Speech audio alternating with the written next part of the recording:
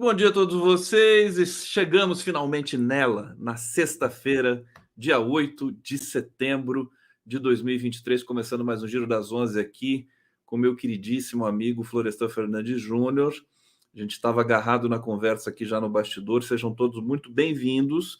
Estamos ao vivo também pela TVT de São Paulo, pela Rádio Brasil Atual, e pela TV Quiri Morena, Grande Salvador, Bahia. Estamos aguardando aqui o seu like, o seu comentário, a sua participação intensa. Meu querido Florestan Fernandes, como é que está o day after da independência? Um desfile em que não tivemos um incidente sequer. Foi interessante, né? Tudo bom, querido? Tudo bem, Conde. Boa tarde. Ainda bom dia, né? Bom Bom dia. dia a todos, né? Então, acho que foi dentro daquilo que o governo esperava, né? Voltamos à normalidade. Ali foi um desfile tradicional, que sempre ocorreu, e que foi desvirtuado durante o governo do Bolsonaro, que utilizou a data, né, uma data comemorativa, né, do país, para fazer campanha e fazer campanha eleitoral e também ataques à democracia, ao Supremo Tribunal. Eu lembro que 2 anos atrás, 2021, o 7 de setembro ficou na história do Brasil, porque o Bolsonaro sai de Brasília, né, depois do desfile, vem para São Paulo e na Avenida Paulista reúne lá o seu grupo de apoiadores da extrema-direita e faz um discurso forte contra o Alexandre de Moraes, contra o Supremo, contra as urnas, e dizendo que não ia mais obedecer determinações do Alexandre de Moraes. No dia 8, todo mundo preocupado, né? O cara fez uma ameaça, estava lá com generais do lado dele. Enfim, ele criava um clima, que ele trazia os milicos que estavam com ele para fazer o clima, né, do golpe. Só que não tinha sustentação. E aí acabou dando errado e ainda teve que pedir desculpas para o Alexandre e agora está aí.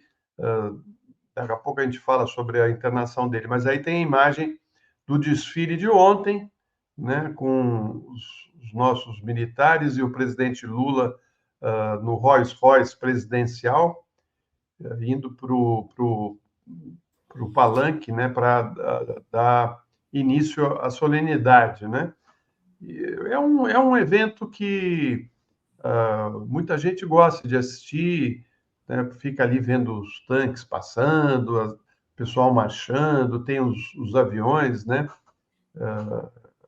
Que passam pelo céu, Dá aquele e show no dá final, né? aquele show, né? Da Esquadrilha da Fumaça. E a Janja dominou a cena ali com esse vestido vermelho, ela estava muito bem produzida, né? Chique, assim, elegante, bonita, Fazendo o jovial, L, né, o fazendo L. Florestan? O que é E, quase um é, que é quase um aparelhamento do 7 de setembro, né? o Lula se comportou como o comandante em chefe das Forças Armadas. Claro. Foi eleito, é presidente durante 4 anos. Ele é o comandante em chefe. Todos os militares devem a ele obediência. Assim, ele usou o evento para tentar apaziguar os ânimos, né?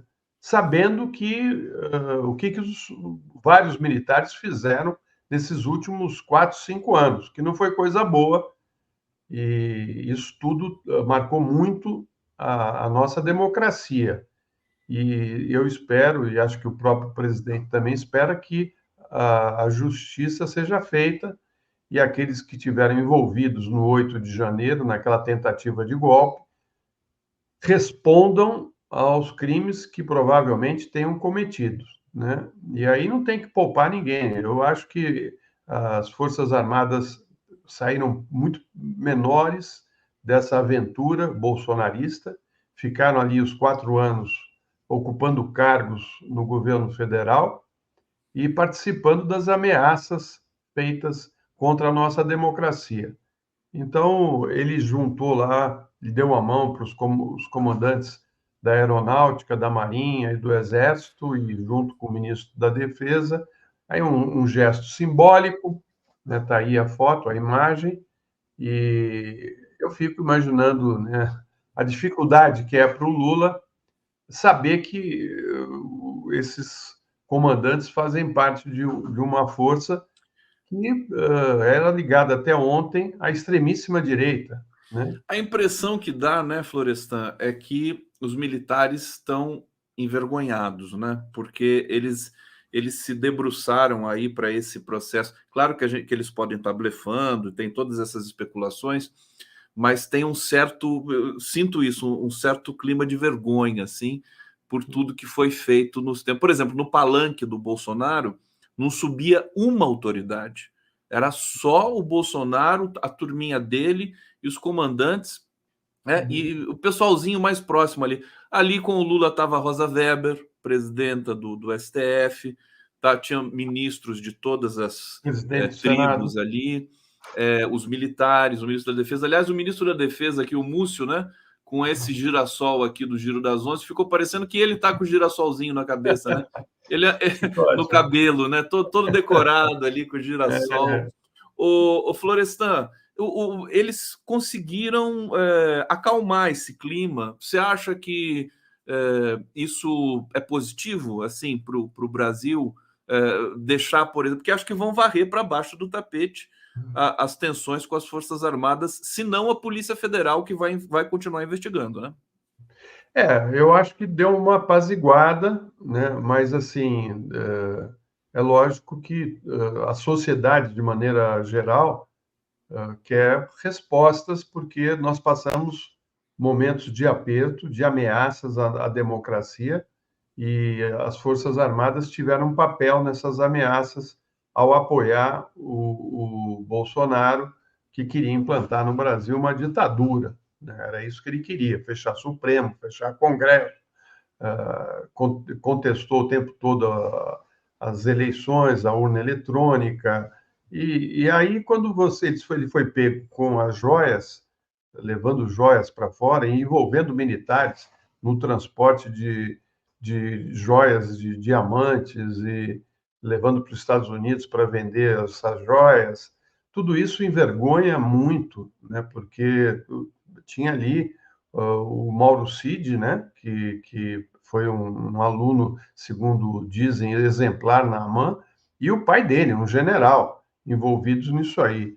E aí vai se descobrindo que outros militares também acabaram nadando de braçada nesses malfeitos do clã Bolsonaro.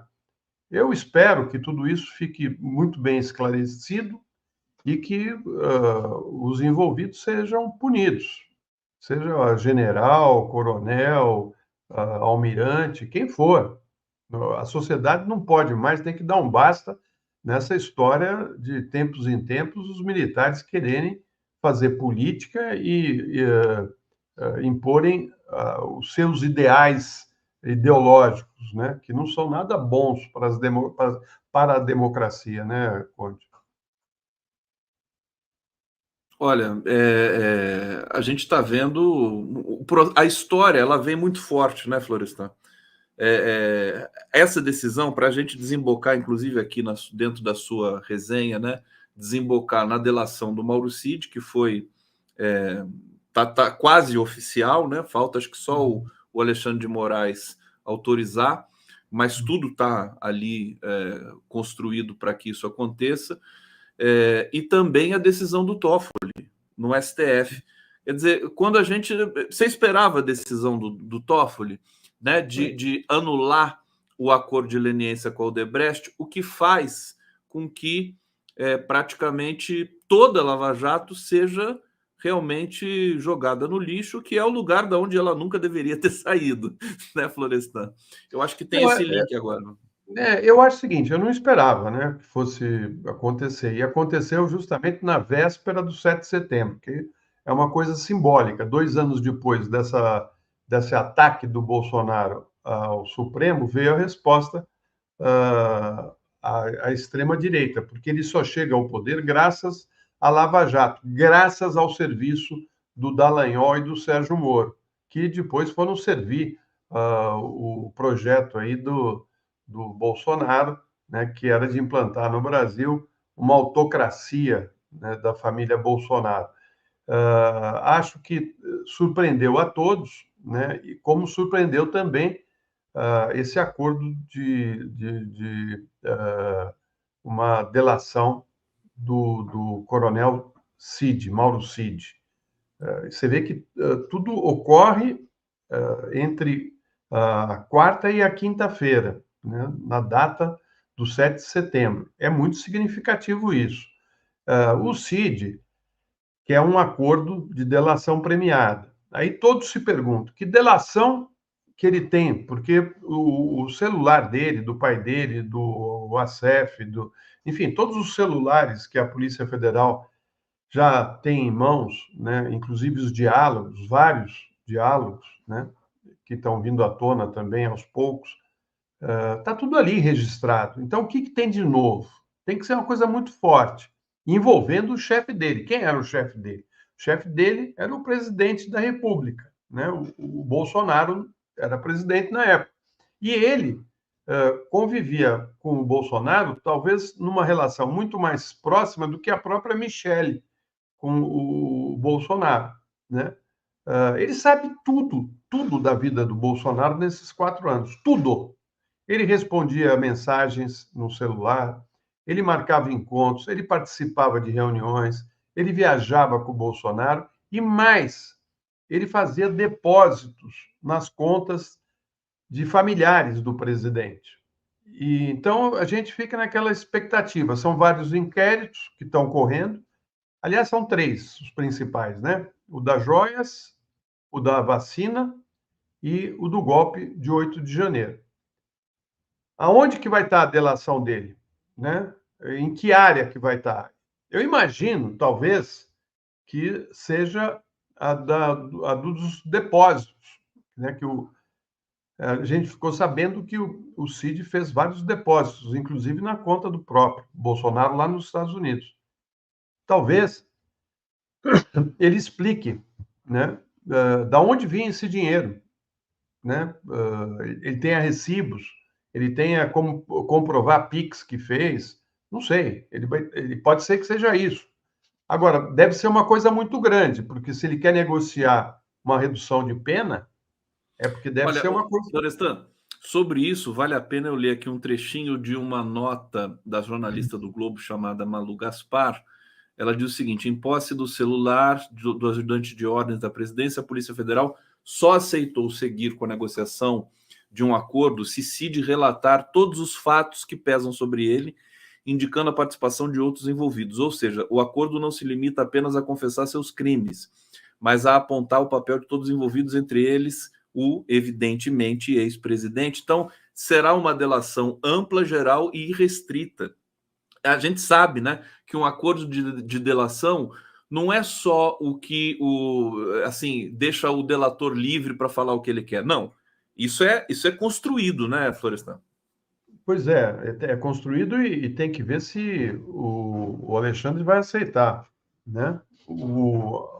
A Polícia Federal concordou, aceitou e encaminhou, foi encaminhado ao Supremo. E o Alexandre vai ter que tomar uma decisão. Eu acho que se ele vier com informações que já estão ali no celular, não tem acordo de delação. Ele tem que trazer coisas novas que não estão ali e que comprovem o envolvimento de pessoas ligadas ao Bolsonaro e ao governo e mesmo, lógico, ao chefe direto dele, que era o Jair Bolsonaro. Então, certamente deve ser uma coisa grande e deve também limpar um pouco a barra do pai, do general, né? Certamente ele deve ter sido aconselhado pelo advogado dele e também, acho que por alguns militares que estão vendo que o Bolsonaro foi largando todos no caminho. Então, todos foram largados. E se isso de fato ocorrer, né, essa delação for aceita, aí acho que o Cid pode ter uma redução de pena e o Bolsonaro pode preparar a malinha para passar uma temporada num presídio. É disso que se trata. E aí vamos aguardar, porque o Mauro Cid chamava o Bolsonaro de tio, né? Porque o pai dele era amigo íntimo do Bolsonaro lá atrás, no início da carreira militar. Aí o titio vai ficar bravo, hein? O titio anda com gente barra pesada. O titio já está preparando para se internar no hospital e não sair mais, né? Porque daqui a pouco, né? As coisas. Eu acho assim, nós vamos continuar nos surpreendendo, né? Um dia a gente vai acordar de manhã e vai ler assim: Polícia Federal bate na casa do Bolsonaro, enfim, e vamos tocar o barco também. O Florestan, o Adilson Pereira da Silva está dizendo aqui: aceita, Xandão, a colaboração. Até parece que o Alexandre de Moraes vai recusar a colaboração do Mauro Cid. Bom, apesar de que tudo pode acontecer, inclusive nada, como diz a Helena Chagas, né? Tudo pode acontecer, inclusive nada. Aliás, foi o que aconteceu no 7 de setembro, né, Florestan? Nada. Nada. Nada. Aconteceu o seguinte, que aquele programa que foi colocado no ar na quarta-feira à noite, muito bem feito, foi muito bem feito aquele programa que Lula fala, 5 minutos de Sim, foi programa, bonita a fala dele. porque é uma fala civil, né? Ou seja, ali não tinha aquela coisa dos militares, da não sei o quê, que o Bolsonaro fazia. Não, era uma coisa olha, o Brasil é uma data de todos nós, né? E o Brasil precisa melhorar, ter mais empregos. E ele conta um pouco do que nos afeta, do que nos interessa. Eu acho que, nesse sentido, o programa foi muito bom, né? E o fato dele usar essa gravata e esse terno também é simbólico, porque os 3 mandatos dele ele usou a mesma gravata, né? E ele ontem no desfile estava lá com essa E gravata. é incrível, eu tô para perguntar se é a mesma, né? Porque ela não perde a cor, né, o Florestan? Ela Ele, continua ali. ele usa pouco, né? E uma boa gravata ela dura muito tempo. Eu tenho gravatas que têm 15 anos até e estão intactas. A questão é se você usar muito, aí ela vai embora rápido. Mas se você usar pouco e ele usa só em momentos especiais, né? Essa gravata dá sorte para ele, eu acho. Viu que ele gosta de Essa colocar gravata. essa gravata. Mas você vê, é um programa com imagens maravilhosas, mostra um estadista, imagens dele no exterior, um encontro com chefes de Estado, né? O que mostra, né, que o Brasil está de volta ao mundo, né? Está sendo recebido, né? É um chefe de Estado que é um líder, né? Ele tem liderança internacional. Isso tudo mostra que o país está, aos poucos, saindo daquele inferno que foi o discurso de ódio, da violência, das agressões, das ameaças, né? Aí a nossa cultura sendo respeitada, né, Conde? E então, assim, acho que o 7 de setembro foi um evento como deveria ser e como sempre foi nos governos do PT, tanto da Dilma como o do Lula. Então, acho Sem que contar, viu, ele isso, comendo a jabuticaba, né, né? o Essa Florestan? foi demais. Essa foi muito legal. E você sabe que quando eu vi ele comendo essa jabuticaba, eu lembrei da casa dos meus pais, que tinha um pé de jabuticaba maravilhoso. Aliás, no quintal da casa dos meus pais, tinham várias árvores frutíferas. Tinha goiabeira, tinha jabuticabeira, tinha mangueira, tinha amoreira, olha, era uma festa para as Ô, crianças. Florestan, a casa dos seus pais ainda existe? Olha, não. Você sabe Não? que não aconteceu uma coisa um pouco antes do meu pai falecer. Eu estava almoçando com ele num restaurante que ele gostava muito, que a casa que marcou muito a história da família, né, era a casa do Brooklyn. Ele morava na Rua Nebraska, ao lado quase da casa do Fernando Henrique, que era assistente dele. A Ruth e o Fernando Henrique eram assistentes dele na USP. E essa casa, enfim, era muito simbólica para nós, né? Porque Muita gente ia lá, 3 frequentava, né? filhos. Não, muita gente, inclusive, se hospedou, né, na casa. E aí, quando saí do restaurante, falei, pai, vamos dar uma passada, porque ele já tinha vendido a casa, né? E aí, vamos passar lá para ver a casa, tal, que a gente viveu tanto tempo. Vamos. Aí, quando nós chegamos na frente da casa, ela não existia mais. Tinha um prédio. E aí só tinha árvore que minha mãe plantou na calçada, aquela árvore maravilhosa, né? Mas a casa já não existia mais. Os Puxa olhos vida. dele se encheram de lágrimas e ele falou para mim, filho, vamos embora. A gente foi embora. Né? Mas é assim, né? A vida é Não, isso. não, eu tenho um apego também por isso, casa que a gente viveu, que a gente morou. E a jabuticabeira, só para voltar nessa questão da jabuticaba, a jabuticabeira é uma árvore. Eu me lembro uma vez de um grande amigo na Unicamp, ele ganhou uma jabuticabeira de uma amiga dele, e que ela plantou no quintal dele. Tem uma simbologia muito forte, né? Porque é uma árvore brasileira, né? É única no mundo porque dá os frutos no tronco, né? É É. linda, né? Você já plantou uma jabuticabeira, o Florestan? Não, eu plantei muita coisa, mas jabuticabeira acho que não. Mas eu já me Vamos plantar, aventurei. precisamos É, plantar uma é. jabuticabeira. Fica Mas combinado é. naquele nosso O encontro Léo lá. tem no quintal da casa dele uma jabuticabeira, tanto que ele entrou ontem comendo jabuticaba do pé, imitando o presidente. Ele Não, viu e falou: "Ah, eu tenho até aqui esse vídeo do Léo, quer ver? Vamos colocar aqui, ó. Ele me mandou, ó. Olha lá. Conde, quem planta, colhe. Eu vou aqui pegar minha jabuticaba, vou comer minha jabuticaba também, mandando um abraço para toda a comunidade 247. Está aqui a jabuticabinha, espetacular. Pode comer duas? Deixa eu pegar mais uma aqui, peraí. Aqui. Coordenação motora Valeu, do Conde. Léo, né? Valeu, Lula. Obrigado. Se filmando e comendo a jabuticaba. Bonita a jabuticabeira do Leonardo, realmente. Tá super bonita ali. o- Floresta, diga, querido, o que você quer não, falar? o problema só é quando as crianças comem muita jabuticaba, sabe? Que pode parar no hospital, né? Você vai Pode parar no engolindo hospital. caroço, aquilo entope tudo, né? Leonardo, cuidado, viu? Não exagera, rapaz. Essa jabuticaba desse tamanho, né? Você comeu É, duas, já encheu a é. pança já. Ô Florestan, vamos falar um pouco da reforma ministerial, que ela se deu no meio dessa ebulição toda, 7 de setembro, STF, Mauro Cid, reforma ministerial em que se tirou uma ministra, enfim, que tinha muita representatividade junto à comunidade progressista e tudo mais, que é a Ana Mozart, Ana Moser, né? E para receber o Progressistas e o Republicanos, que inclusive o Republicanos já avisou, nós não somos da base, né? Nem temos votos garantidos para nada. Fala um pouquinho dessa reforma e da engenharia política que está por trás disso.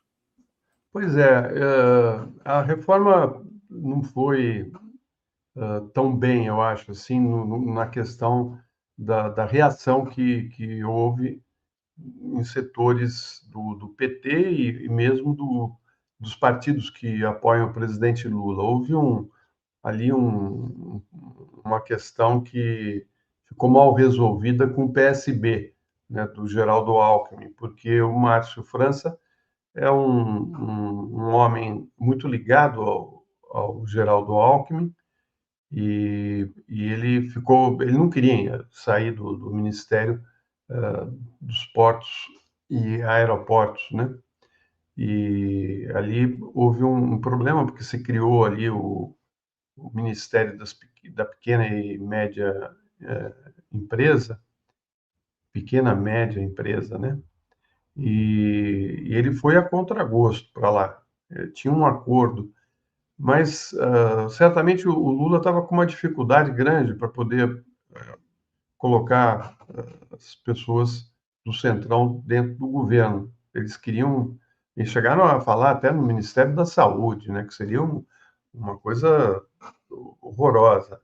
A Ana Moser ficou bem chateada, porque ela tinha um projeto de política pública mesmo, né? Tinha projetos muito significativos para o esporte brasileiro.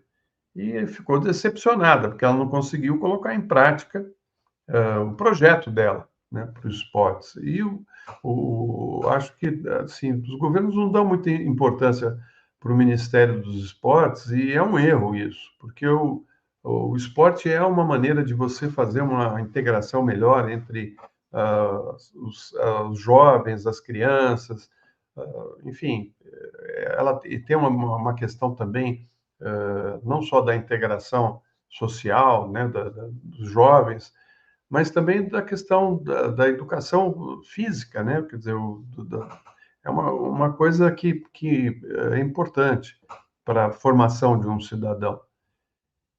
E ela teve que sair, ficou bem chateada e demonstrou isso. E já o Fufuca, que está substituindo ela, é um ex-bolsonarista, né? Fez campanha para o Bolsonaro, era ligadíssimo ao Eduardo Cunha, né? Quer dizer, ou seja, ele tem um histórico na vida dele que é bem ruim, que não tem nada a ver, mas vai fazer o quê? Ou o governo consegue compor uma maioria para poder tocar o seu projeto, ou então vai ficar ilhado ali no palácio, né? Você fala, não, vamos pôr o povo na rua. Que povo que a gente vai pôr na rua, né, Conde? O movimento social meio que se recolheu. Os sindicatos estão enfraquecidos, né? Ou seja, depois de todos os 4 anos do governo Bolsonaro, que a sociedade teve que se mobilizar e ir para as ruas, as pessoas estão cansadas, elas querem paz, elas querem que o governo resolva as questões importantes para elas, né? E eu até lembro aqui que eu fiz, durante um período da minha vida, eu fiz marketing político. E lembro eu fiz a campanha da Benedita ao governo do Rio de Janeiro. Que bacana, eu não sabia disso. E aí a gente abriu câmera num estúdio com ela para ela contar um pouco da história dela, da vida dela. E não interrompemos, deixamos ela falando. E quando ela terminou, estava todo mundo chorando no estúdio, sabe? O cinegrafista, o iluminador, eu, todo mundo estava aos prantos com a história da Benedita, né? A história desde quando ela nasceu, desde criança na favela, né? É uma história linda e todo mundo ficou emocionado, né? E aí nós fizemos uma experiência, né? Vamos antes de pôr no ar, vamos testar. E aí fizemos lá um pequeno grupo de pessoas, né? Uma pesquisa quali, e a resposta das pessoas foi assim: não, eu não vou assim, votar em alguém porque chorou. Minha vida também é dura. Eu também sofro todo dia. Entendeu? A reação foi: eu quero alguém que resolva, não que. A reação foi negativa? Foi negativa. Aí, assim, porque as pessoas que estavam ali eram pessoas do povo. E as pessoas falam assim: olha, a minha vida também é difícil. Eu já passei cada coisa que eu vou te contar. Eu quero alguém que resolva meu problema. Entendeu? Ou seja, é uma coisa incrível, viu, Conde? Então. Agora, as campanhas do PT, já que você tocou nesse assunto tão importante que é da comunicação e da mensagem, né? Que é um dos gargalos, sem dúvida, da esquerda nesse momento, embora ela tenha prevalecido, essa questão de... as campanhas do PT foram emocionais, né? O Lula também se emocionava bastante, mas era aquele tom assertivo de que vai resolver o problema. Ele mesclava, né, as duas questões, né? Tem que usar com muito cuidado isso, né, numa campanha, né? Tem que... Exatamente, tem que ser bem medido. Pontual. Eu acho que o PT e o marketing político mudou muito desses anos todos. E acho que o Lula sabe disso, né? Que ele está ali. Ele tem aquela função de acolher o povo e de oferecer soluções o tempo todo. Então, eu acho que o Lula aprendeu, né? Porque eu conheço o Lula há muitos anos e quem não se emocionou num comício do Lula? Quantas pessoas não... Eu via pessoas chorando. O Lula falava... o Lula é um chorão também, né? Bobeou, ele está chorando, né? É verdade, mas assim, foram campanhas muito bonitas, porque você tem que misturar emoção com propostas, né? Eu diria o seguinte, daqui da minha insignificância, meu querido Florestan, eu acho que a emoção foi a marca do PT nesse tempo, desde 89, desde a fundação do partido. Você participou intensamente, testemunhou tudo isso, né? A emoção sempre teve ali, mas a emoção, sabe, que tem a ver com a redemocratização do país, né? O PT ele capturou isso, não de maneira subreptícia, como se capturam discursos por aí, mas ele captou esse processo de volta à democracia e que agora embolou tudo, porque nós voltamos e depois desvoltamos, e o PT está no governo, vamos ter que resolver isso depois. Né? Eu disse hoje até que o Lula, nessa reforma, teve que entregar alguns ministérios, né, inclusive do Portos e Aeroportos, que vai ter controle, por exemplo, do Porto de Santos. Né? Você vai entregar para os republicanos, o partido do Tarcísio, né? o controle do Porto de Santos, o maior porto do país. Quer dizer, ninguém entendeu direito, porque como assim, né? Vai entregar para um parlamentar do Republicanos? Mas aí você percebe que eles não se entendem entre eles.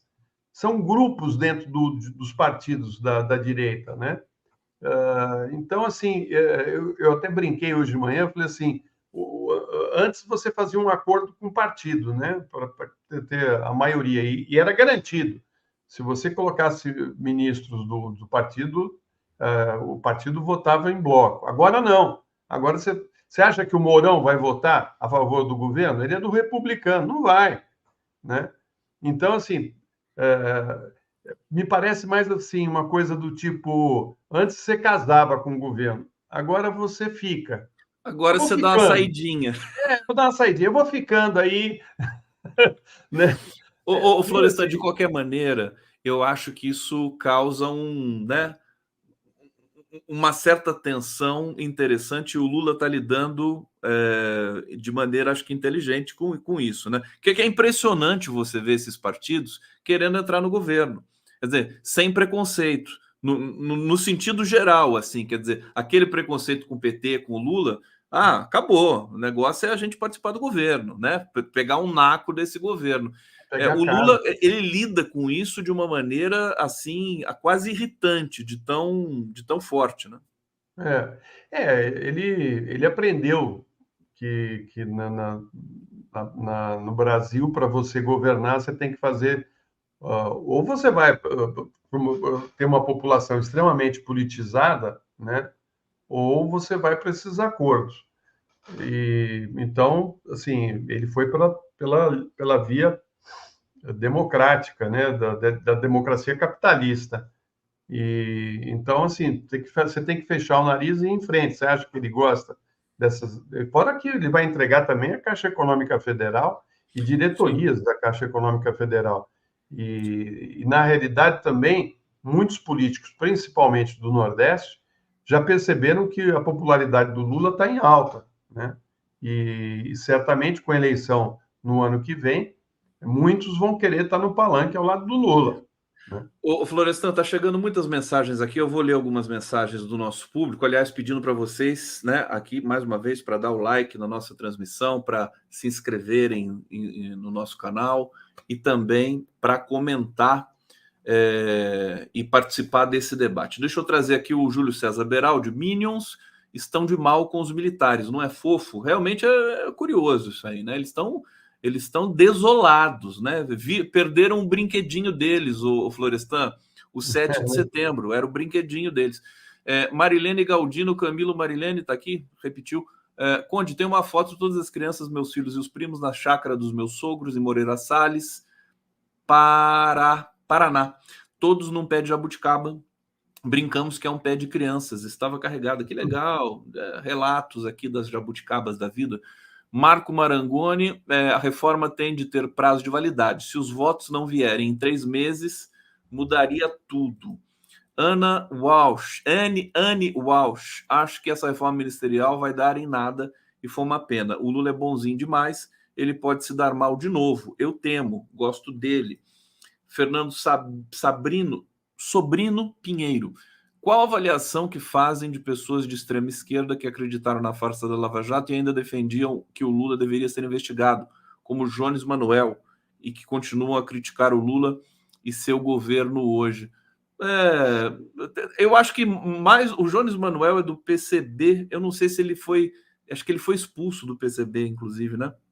Ele é uma figura que está no debate aí. Eu acho o Jones Manuel muito melhor do que, por exemplo, aquelas artistas da Globo que defenderam a Lava Jato de maneira apaixonada. Natália Timber, tiraram fotos de luto e tudo mais. Mas, Florestan, o que você diz para a gente sobre isso?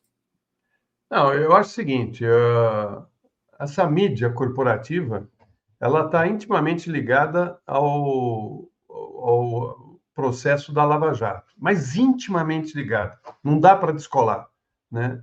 Portanto, eles não estão aceitando a decisão do Toffoli, porque sabe que uma investigação profunda não precisa nem ser muito profundo, não. Vai chegar no nome deles, vai bater na porta da TV Globo. Opa, você estava envolvido aí? Né? Tinha repórter que trocava ideias com o Dallagnol, propunha notas, né, para o Dallagnol mandar para a imprensa, né? Era os donos de grandes empresas de comunicação faziam homenagens ao Moro. Quer dizer, ali, olha, quando destapar isso aí, vai vir tanta informação, inclusive da relação da Lava Jato com o governo norte-americano, com os interesses da espionagem norte-americana, os interesses de empresas e do governo norte-americano. Tem muita informação aí que está vindo à tona e a gente vai ter acesso a quem de fato estava envolvido, porque aqueles dutos, né, do Jornal Nacional, que durante meses, anos, a gente via ali jorrando dólares, né? Aquela parcialidade, aquela maneira de você querer desqualificar os progressistas, desqualificar o governo Lula e Dilma, a maneira como eles quiseram impor as ideias dele e o nome de um candidato deles, porque eles estavam perdendo todas as eleições, todas.